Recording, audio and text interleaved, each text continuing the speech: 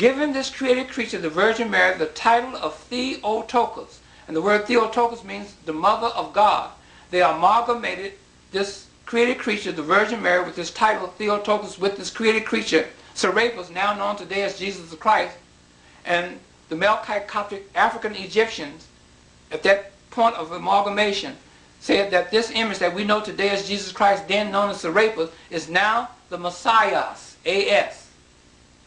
And in Coptic spoken Greek, Messiah means Christos, or today in English, the Christ.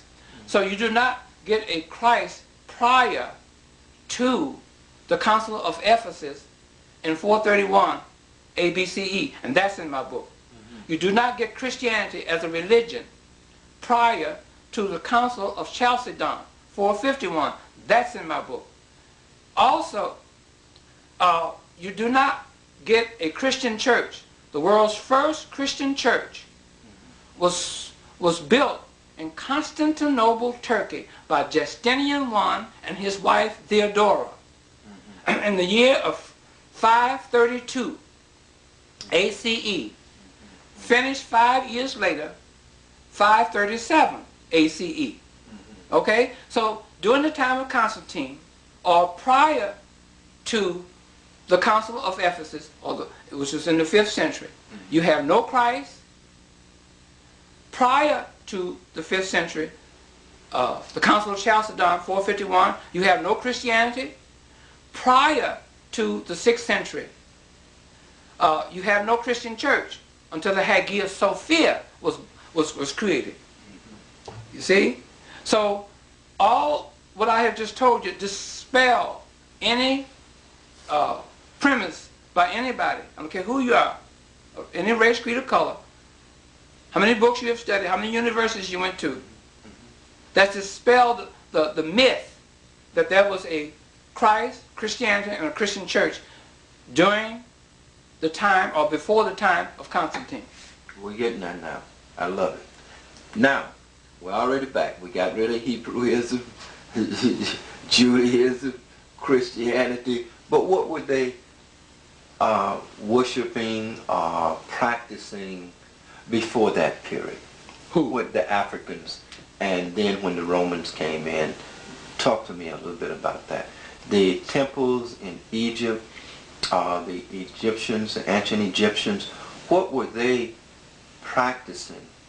And then what was the continuity of that up until this period when the creation of Jesus, and why was that necessary to create this Jesus? Okay. That's a twofold question. Yes. Let's go back during the time of antiquity. The word antiquity means ancient times. Yes. There was no religion, no place on planet Earth. Right. You have to realize that. Going back into Africa, you will find the Africans living in the continent of Africa not having a religion, but they had a spiritual way of life that included the ancient Egyptians also. They paid homage to their ancestors. They paid homage to nature. They knew the laws, the cosmic laws of the universe, and they lived their lives according to these various laws of the universe. Okay, this is just a short overview. Then here come the first known European in the continent of Africa, in Egypt, known to us today as Alexander the Greek. At that point, after that, those Greeks came into Egypt and in other parts of Africa. After Alexander came in, then other Europeans out of the Slavic areas of Europe, Bulgaria, Yugoslavia, Albania, Hungary, etc., came into the continent of Africa. Okay, they are known in history as the Parthians, etc., etc. And then you have an influx of Europeans coming out of the southern areas of Russia into Iran, Iraq, etc., etc. Now, mind you, there was no religion now until the Europeans came in there and began to try to get the ancient Egyptians to make them into gods where they, the ancient Egyptians, could worship them. So in my book, I'm explaining that. That's how religion first began on planet Earth. After the Europeans, after Alexander the Greek and the other Europeans coming thereafter, and the Ptolemies, who ruled Egypt after the death of Alexander, who died in 323, the Ptolemies took over the rule of Egypt. And from the Ptolemy rule of Egypt, the man-made creation of religion began at that point. In my book, I walk you through it, the historical origin of Christianity. And that was the second question that you had that was attached to this question. What was the second part? Well, I wanted to know how then that Christianity wedded itself to the ancient traditional worship of the Africans, and was there any carryover? Was there anything within that ancient worship that became wedded to the new Christianity, the new way of worship that the Romans concocted, forced upon the people at that time? And then why did they cut off the old religion and begin this new religion? Well, again, Clemson, that was no old religion. Way of spiritual, the spirituality. Okay. There was no old religion. Right. So take religion out. Okay. Always remember, man created religion. Yes, correct. Okay. The religions of the three major Western religions, the base foundation of the three major Western religions, Christianity, Mohammedanism/Islam, and Judaism, the base foundation of that is ancient Egypt.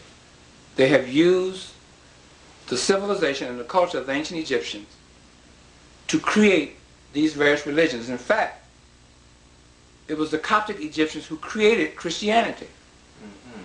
It was the Coptic Egyptians who created that image that we know today as Jesus Christ. It was the Coptic Egyptians who taught the Europeans from the Hagia Sophia, the world's first Christian church and the world's first university for Europeans. See? No one is telling you that. That was the world's first university for Europeans, and the teaching staff or the faculty of the Hagia Sophia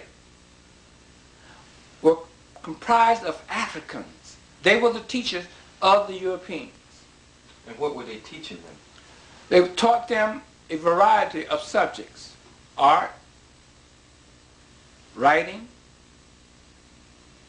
medicine, husbandry, building. The whole thing that we call civilization today was taught there in the Hagia Sophia. Only that one institution. That was the world's first Christian church and the world's first university for Europeans. You see? But in order for that to continue, you would have to have more than just that one institution. So that's the reason why in the 15th century, okay, almost 1,000 years after the Hagia Sophia was created and built by Justin and his wife Theodora in 532, finished in 537, you come upon a era in history, in European history, that's called the European Renaissance, or the Renaissance of Europe, which the first Renaissance was in the 15th century, and that was of art and crafts. Okay? And then the second Renaissance was a literary Renaissance that was done in the 16th century. And I explained that in my early comments about the Europeans prior to this, me speaking now. Now I just want to, and I'm moving rapidly, but I want to deal with how the Romans crushed the existing spirituality of the indigenous Africans, the indigenous ancient Egyptians. What was the process? I've heard that they raided temples, killed priests, and so forth, but explain how and why it was necessary to totally wipe out the spirituality, the worship, the way that they carried on life, practiced their spirituality.